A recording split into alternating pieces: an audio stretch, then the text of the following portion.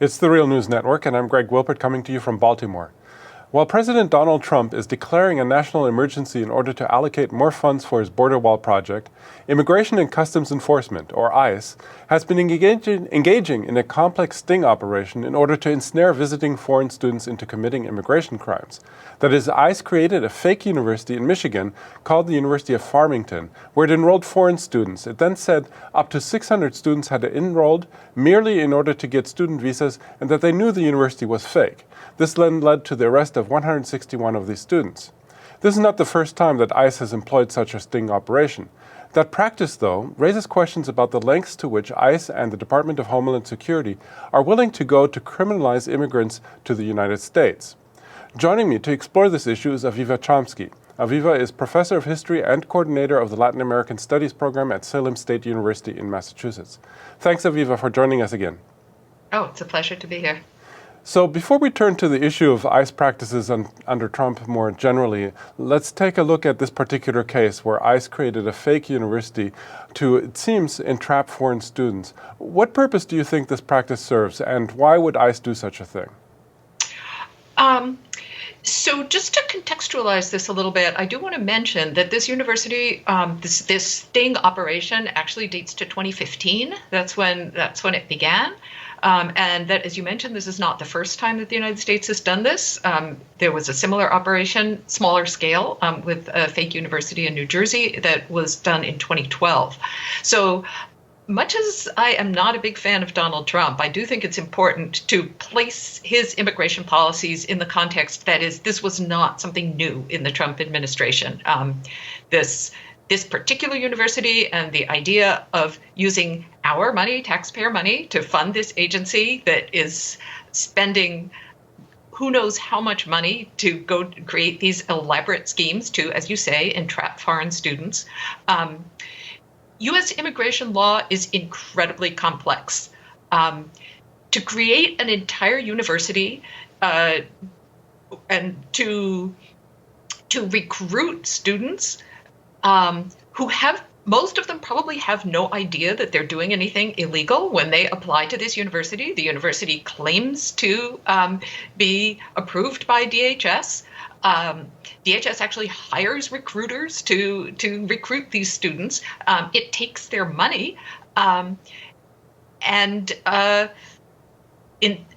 there's no way that the students could even know that anything that they're doing is illegal. They're following all the rules. These are the people who waited in line, who followed the rules. And because of the complexity of U.S. immigration law, they're being sort of channeled into committing a crime that they have no idea they're committing. Obviously, this isn't the first time that the U.S. government has tried to do this. It's, as far as we know, only the second time that they've tried to do it towards this group of students. That is, we're talking about people who have university degrees. In this case, they're all from India. Many of them are in the STEM fields. Many of them have already gotten a master's degree in the United States. They have been eligible for work visas in the United States because through their programs of study and through extensions, again, it's all really complicated. But why would ICE do this? Because it's an organization, an agency completely out of control that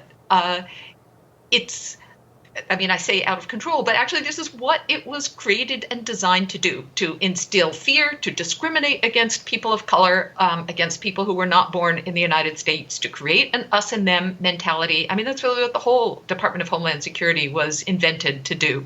And to justify huge expenditures of money, just as Trump is trying to justify on the wall, by trying to create this popular sense that somehow immigrants are these really dangerous people and we have to go after them.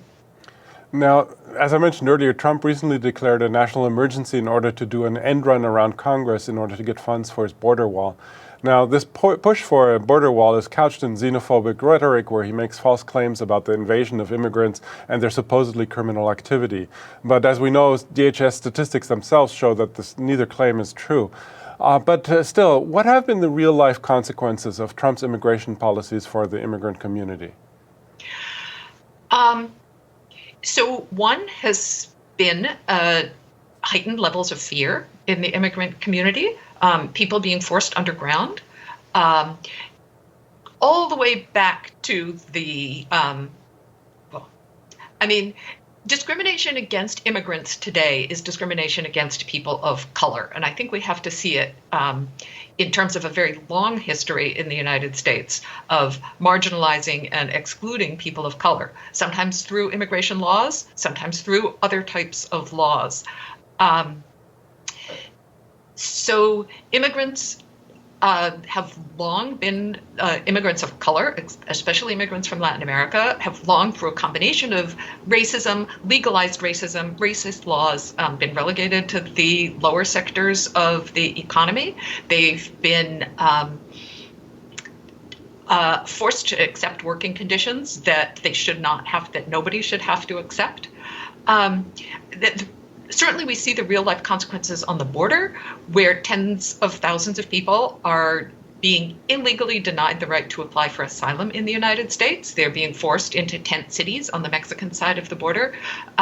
We've seen since the Clinton administration increased death rates of people who are trying to cross the border as they've been pushed into the desert through the beginnings of the building of this wall. And again, the wall did not begin with Donald Trump. There's a lot of the wall is already there. And a good part of it started under the Clinton administration. And with the building of this wall, we started to see a spike in death rates of people who are trying to cross the border. Now, as you pointed out, numbers of immigrants coming into the United States are actually declining. And they're declining for a complex set of reasons, many of which have to do with changes in Mexico's birth rate, Mexico's economy, that is structural factors that really have nothing at all to do with U.S. policy. There's also many structural factors that do have to do with U.S. policy, such as the kinds of economic models we've imposed on Mexico and Central America, the kind of dependence on immigrant labor that we demand in our economy, the kind of cheap goods that we demand, whether produced by Mexican and Central American workers in the United States or in their home countries. So U.S. foreign policy, U.S. trade policy, U.S. economic policy all plays a much bigger role in migration patterns than do these sort of spectacles of the wall, which can serve to greatly increase human suffering, but have very little effect on migration patterns. Now, the last time we had you on towards the beginning of the Trump administration, we compared Trump's immigration policies to those of the Obama administrations. And you also just now made also the comparison to the Clinton administration, saying that it actually began back then, and that there was a certain amount of continuity. Now, I'm wondering now, good 2 years into the Trump administration, to what extent has it gotten worse, or is it still on a par with this overall trend that started back with the Clinton administration? I'm going to have to argue both sides of that issue, because I think that there's ways in which we see a lot of continuity and ways in which it's gotten a lot worse. Certainly the criminalization of immigrants, the current atmosphere of criminalization of immigrants, I would trace back to the Clinton administration and the passage of some major new laws that emphasize this notion of the criminality of immigrants and that create all kinds of new crimes that immigrants can be prosecuted and deported for, create whole new categories of deportable people through their criminalization. And President Obama, this narrative of criminalization, I think Obama definitely continued. Of course, there were a couple of other presidents between Clinton and Obama, but I'm emphasizing the Democrats here to show this sort of continuity. And I also think that in looking at President Obama's policies, we really have to note that in the last 2 years of his presidency, there were some pretty fundamental, in some ways, fundamental shifts. That is, the first 6 years of the Obama administration really just saw an emphasis on deportation, rising levels of deportation, criminalizing more of the people who were being deported, implementation of internal enforcement. But Obama also had this narrative of felons, not families. Now, this is a really false narrative because it implies that felons do not have families.